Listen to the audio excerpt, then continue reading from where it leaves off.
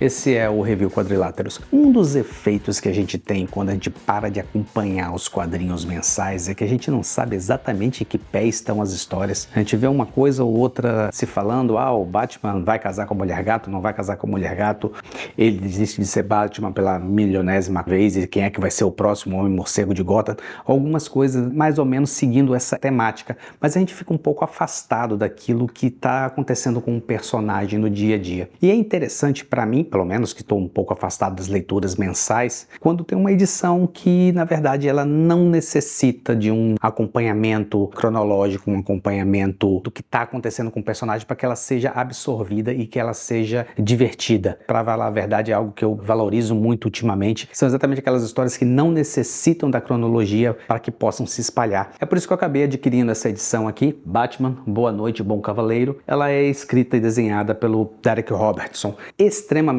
interessante essa edição por vários motivos. Primeiro, porque se trata de uma história fechada do Batman, ou seja, a história começa e termina nessa edição e que não faz absolutamente menção a nada que esteja acontecendo necessariamente com a cronologia do personagem. Ou se faz, é aquele tipo de menção que passa completamente desapercebida a quem não está acompanhando e não se trata daquela coisa de, poxa, queria entender isso aqui, mas eu não tô lendo as histórias mensais do personagem. Ela trata de uma situação em que um perigoso gás está em Gotham City, que os grandes vilões da cidade estão todos interessados em obter essa arma, que seria algo facilitador com relação às suas ações. Na verdade, o Darick Robertson acaba colocando uma coisa que é muito interessante. Existe uma série de vilões de Batman que usam de uma forma ou de outra armas baseadas em gás, e que isso na verdade é meio que uma temática recorrente dentro das histórias do personagem que pode passar desapercebido de repente, mesmo para quem leu o Batman há tantos anos. A história acaba se desenrolando de uma forma direta.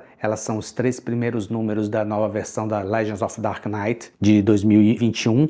Então a Legends of Dark Knight ela sempre teve aquela coisa de vamos pegar o Batman no início de carreira ou numa fase não tão explícita de sua atuação, ou seja, é o tipo de história que pode se encaixar em qualquer tipo de cronologia, em qualquer momento. Há uma ou outra menção a algo que tenha acontecido nos quadrinhos, mas você não faz nenhuma ideia de que se é a menção daquilo que foi de repente aquela história ou simplesmente um outro acontecimento paralelo que ou você não leu ou nunca foi apresentado de qualquer maneira. É uma história que encaixa. Ela, na verdade, ela fica redondinha. Claro que não são só louros aqui que tem nessa edição, apesar do desenho ser muito legal. O Darick Robertson realmente ele tem uma capacidade muito boa na questão dos desenhos. Richard Clark, que quem fez a arte final, conseguiu harmonizar também muito bem em cima do estilo do desenhista principal, mas a história tem um certo ranço ou uma certas circunstâncias de algumas coisas que precisam ser apresentadas para que seja algo diferente, que nunca tenha aparecido ou que não tenha aparecido recentemente nas histórias do Batman, que fica um tanto quanto desnecessário, mas que também não ferem o prazer de você ler uma história redondinha com um personagem que você conhece, agindo da forma que você conhece e que você trata com mais intimidade, né? O Batman é aquele cavaleiro das trevas que está ali, não